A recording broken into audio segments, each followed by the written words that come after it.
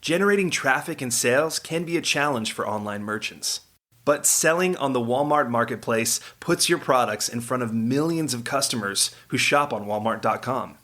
And right now, sellers who join Walmart Marketplace can save up to 50% on referral and fulfillment fees for the first 90 days. So get started today. Head over to marketplace.walmart.com/savings. That's marketplace.walmart.com/savings. Welcome to E-Commerce Conversations, a weekly podcast from Practical E-Commerce, hosted by entrepreneur Eric Bandholz. What is going on, Internet? Eric Bandholz back again with another E-Commerce Conversations. Hope all is going well on the other side of the Internet. On the other side of the table for me, Chris. What's up? How we doing? I don't know. How are we doing? I'm doing great, especially because I got to hear you give that intro. I've listened to this podcast several times, and I've always thought, this is such a unique intro. I want to be there in person. I want to hear it, and now I've had it. Now you see what I look like. Do I make weird faces or anything like that? You know, I would say just normal. Normal. You're still handsome, good-looking guy. You know, fit beard brand in a good way. You know. But I'm glad I got to see the real thing in real life now. Well, before I introduce Chris, or before he introduces himself, I guess part of the introduction, I got recognized as the e-com cowboy because do you know that hat I wear sometimes? Oh, yeah. It's a nice hat. Yeah, so people came up to me like, are you the e-com cowboy? I was like, no, that ain't me. That was before I actually met you in person. That's right. That's right. It's kind of a unique thing. So why don't you tell our listeners who the hell are you? So I'm Chris Hall. I head up marketing for Bruce Bolt. Bruce Bolt, we make batting gloves for baseball players all the way from 8-year-olds to 18-year-olds to MLB All-Stars and everything in between. On Twitter, I'm a part-time cowboy on Twitter. You may have seen me there, Ecom Cowboy. And I just like to I like to get together with other folks in the D2C community, especially here in Austin, Texas. Great place to live and be. And for the most part, I like selling stuff on the internet. As an 80s and 90s kid, there's still something magical to me about turning on the computer and being able to make $1 online. There's just something unique to me about that still something magical about it. And so I've done it with coffee. I've done it with trucker hats. I've done it with shirts. Now with Bruce Bolt, we've got an incredible product, an incredible audience, and it's a wonderful thing to be a part of. Yeah, it certainly is. I feel like, especially as an entrepreneur, there's just something about making something real. Like the product connects with the user or the customer or the person at a much more tangible. Like I can remember my baseball glove growing up and then getting like this foam conditioning thing and just like trying to break it in and putting the ball in there and wrapping it up. And you know, like that's like ingrained in my childhood through a physical product. And I don't know, maybe I do remember the software as well, like the video games and stuff I played, but I don't know, just something about the real, the physical that. Absolutely. There's something unique about our memories, especially in childhood for me, similarly with the glove, the smells, you know, smelling that fresh cut grass in summertime when football's on the way, all kind of things like that. There's something unique about the tangible world that gets tied to our memories, and especially around products or toys or things that we received. Yeah. And so anyway, it's part of bringing something magical into the real world and finding community gather around that. It's a wonderful thing. I know we're at the beginning of a new era, and I know like everybody like claims that for everything. Like I feel like the internet for us in the late 90s was really a lot of energy, and I feel that same kind of energy and excitement for like AI. Totally. And as an e-commerce operator, like you can get really exhausted with physical products because they're hard to scale. They take a ton of cash. Right. And you start thinking, oh, I could do the software. I could do this. I could do that. And then it's like, well, you know, AI may be replacing a lot of that stuff, you know, like, you know, programming and whatnot. Anyone's going to be able to come up with a program. So being able to make like real physical products and provide those, I feel like is going to be something that will stand the test of time, hopefully. I'm glad that you put it that way because it makes me feel better. Because sometimes I just think, you know what, I'm simple enough. I probably should just stick to physical stuff. Physical products, something that I can pick up, touch, tell somebody else about.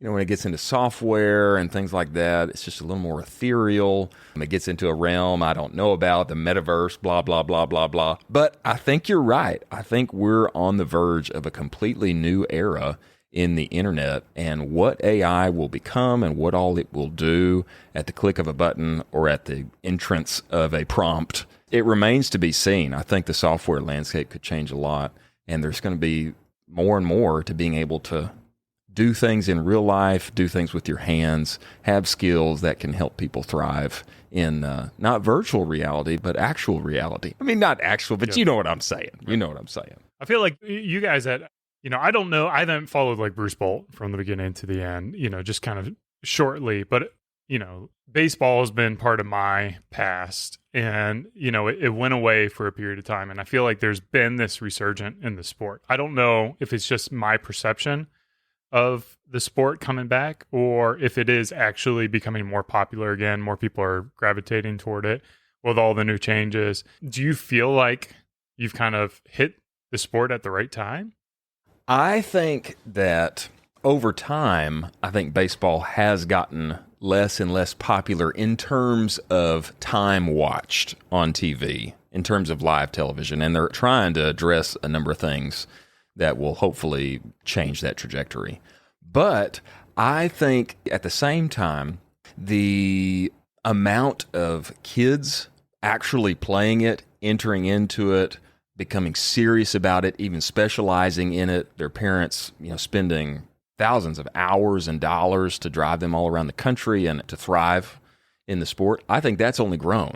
Really? And now, in the age of TikTok and vertical video and everybody having a cell phone, I think the prevalence or the awareness of this fact that's still the case and genuine for 8 to 18-year-olds, it's only grown. And that's why, you'll see people like Max Clark.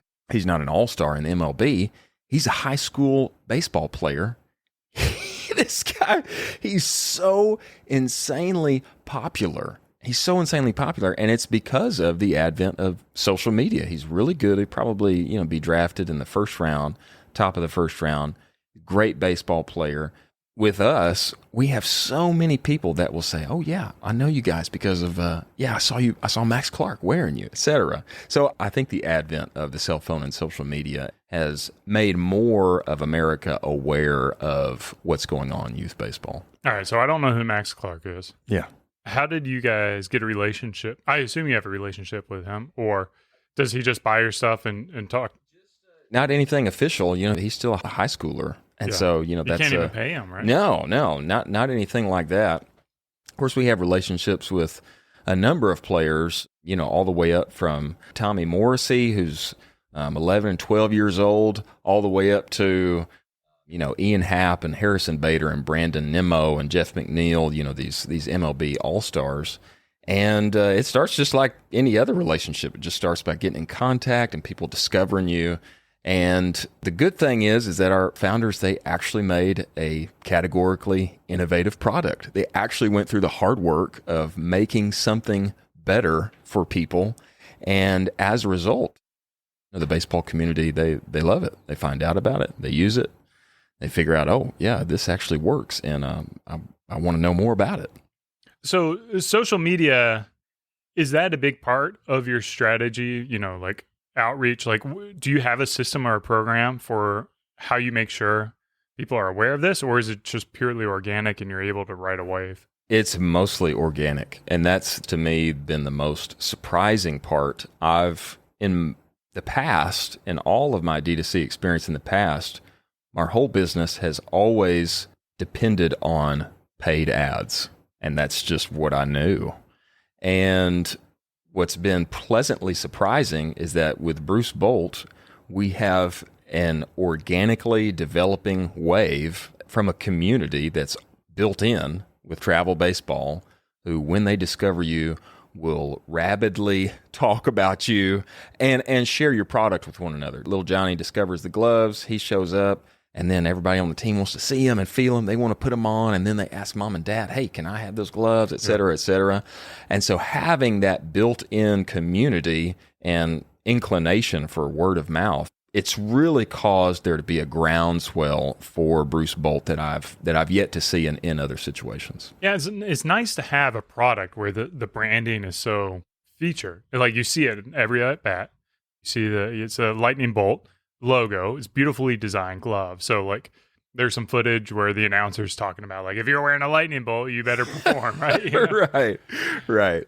So I mean, I can see like the viral aspect of having a product that people show and wear and can talk about, and then you just kind of sit back and relax. Is there any strategy to like tie in with like college athletics? Like I went to the University of South Carolina. They got a pretty good baseball program, and like get the whole team signed up. Is that part of your growth strategy as well? For sure. We want as many baseball players to wear Bruce Bolt as possible on every level. I think the real challenge for us is meeting the demand at this point. Oh, really? I just can't tell you how many people are hitting us up on the daily wanting to join the ambassador program, wanting to become, wanting to outfit the entire team. We're working really hard. We've actually been working for about the past year to be able to accommodate in those kind of situations. But I would say still things are stinted. We can only do so much, you know. And part of that, comes from our philosophy of wanting to cash flow everything, and operate profit first principles. And so in some situations, we grow a little slower. If we took on a big investment or something, we might be able to do more. But what I really appreciate is that our founder has set out a rule. The third rule is don't mess this thing up. It's actually worded slightly differently, but don't mess this thing up. I wish I had that rule. Meaning, you know what? There's no rush. There's no pressure to grow. Things are growing organically. We got a good thing going. Let's take it at the speed that we can, the pace of life, so to speak, and let things develop. Yeah. And so that's been good for our business. You're coming into, the sport's 150 years old. How old is the sport? Very hundred, old, yeah.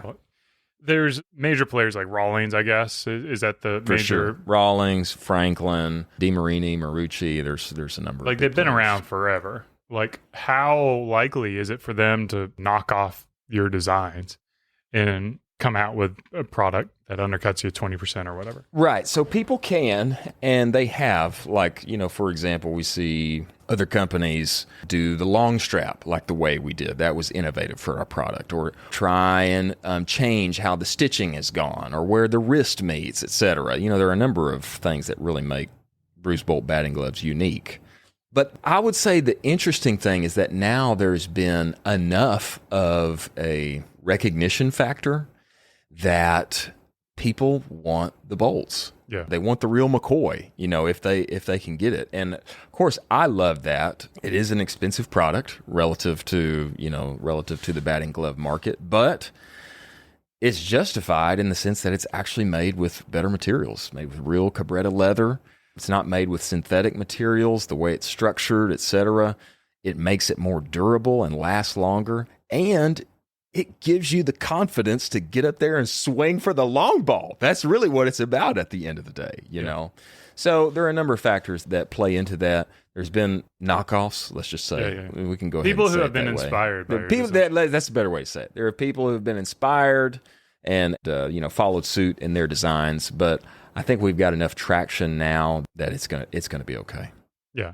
As long as they're not knocking off your logo, right? That's correct. Now, I don't know that, I guess, is the Bolt trademarked, Anyway, it's kind of hard to trademark a Bolt, but people know the Bolt. Yeah. Yeah. You can't trademark that, I guess? Well, I'm not sure. We've looked into it. The deal is that it's a little hard to do. But I don't know. The Nike trick is trademarked, right? Yeah. It's unique, I guess. It's unique. So people see the Bolt, they recognize Bruce Bolt, but... Is that one of the thing? I guess that you can't really change that, though, huh? Change what?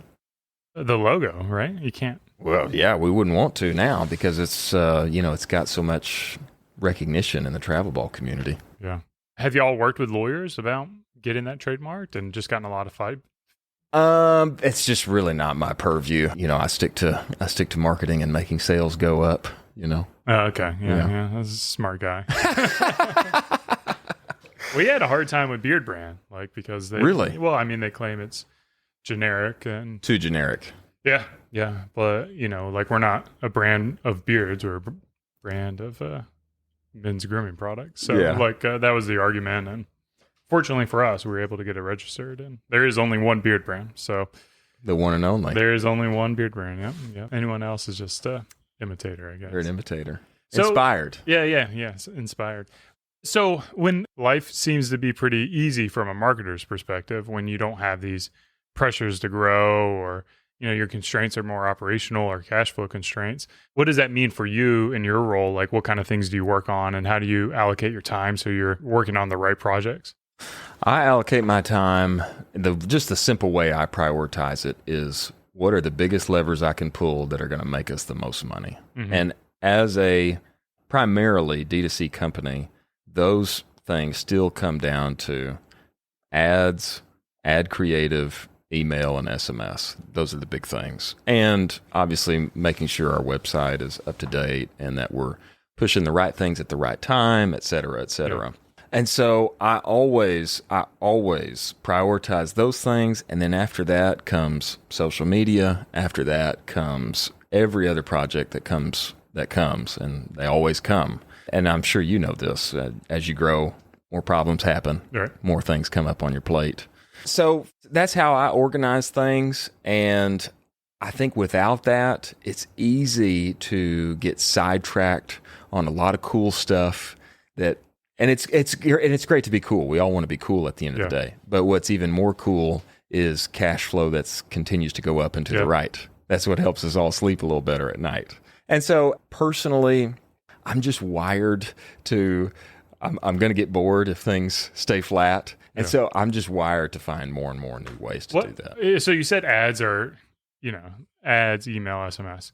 What does your ad strategy look like right now? What are you doing? What is working? So when I first came on board, I wanted to distill down, what is it that we're really doing? Why do people want Bruce Bolt batting gloves? And the best messaging that we developed was very simple. It's our highest performing tagline. It's look good, hit dingers. That's it.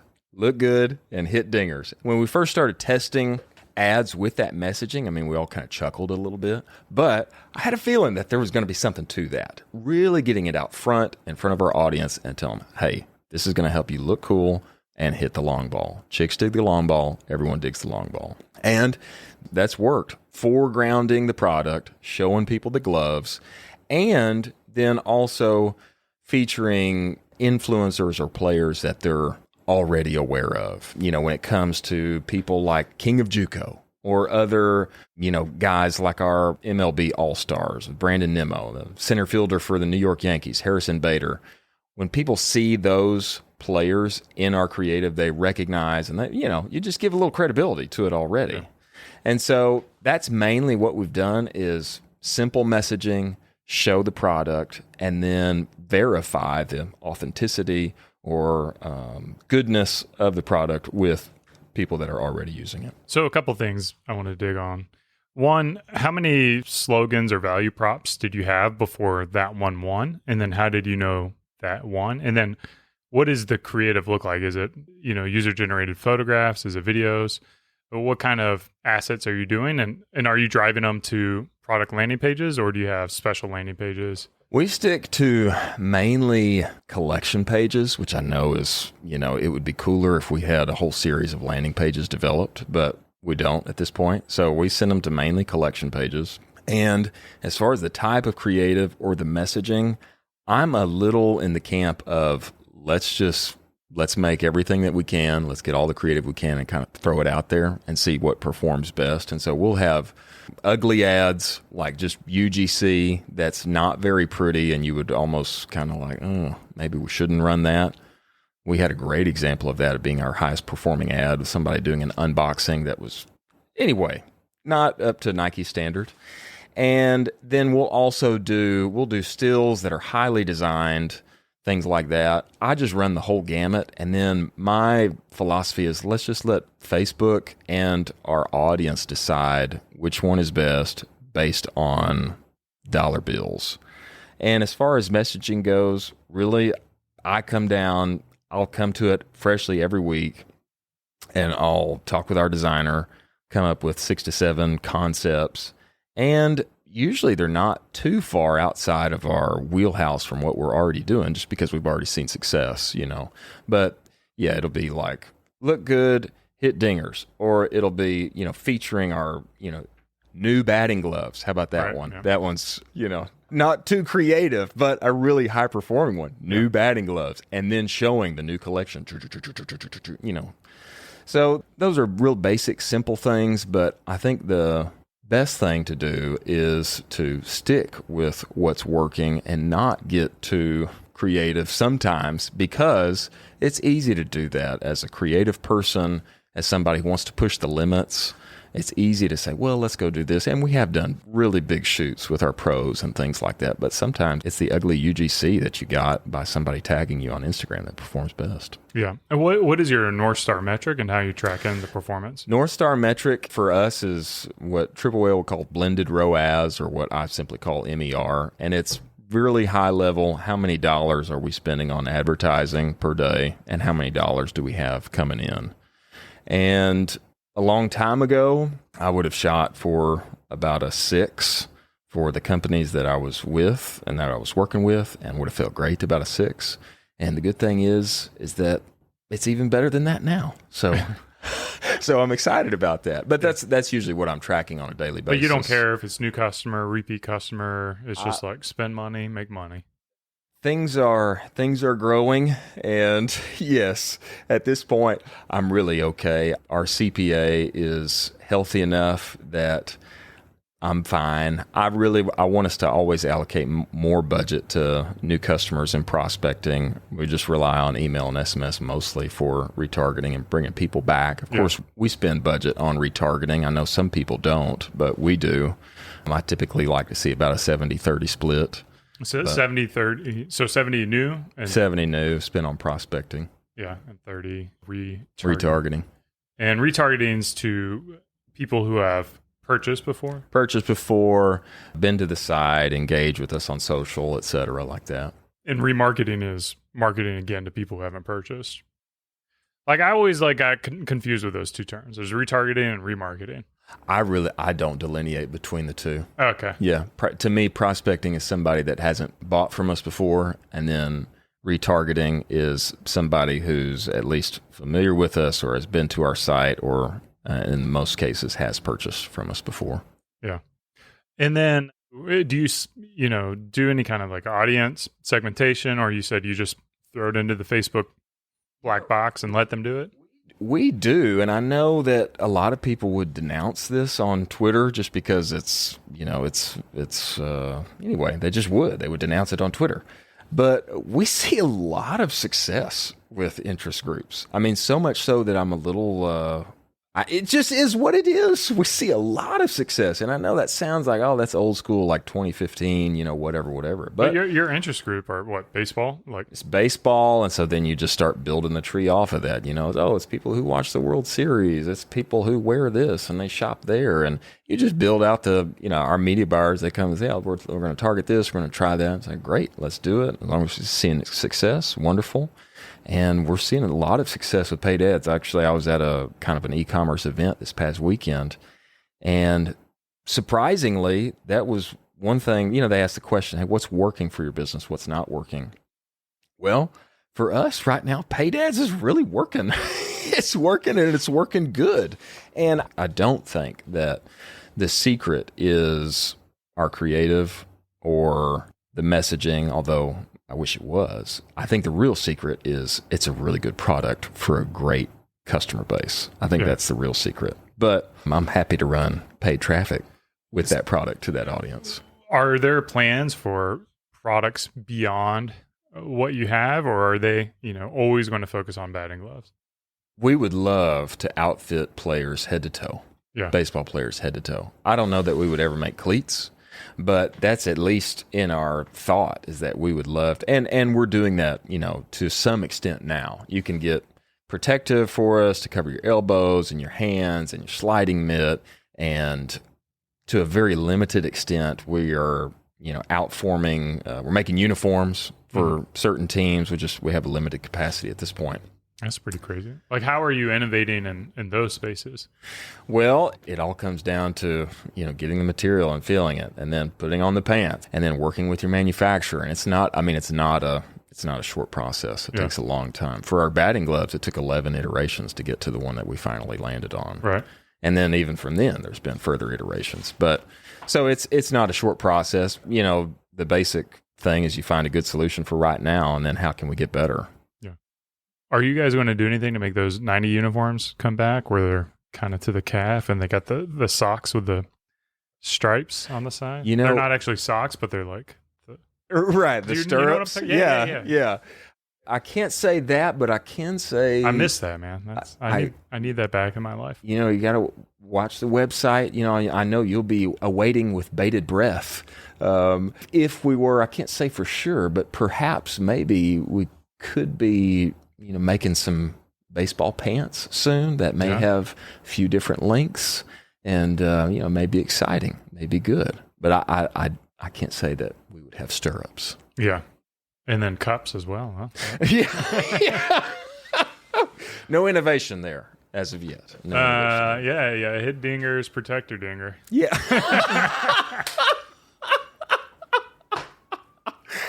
Yeah, that was good. I think, Eric, you must be good at this whole marketing thing. I can tell. Well, you were talking earlier a couple of things about long balls, and it's like, man, guys in their 70s probably don't like long balls.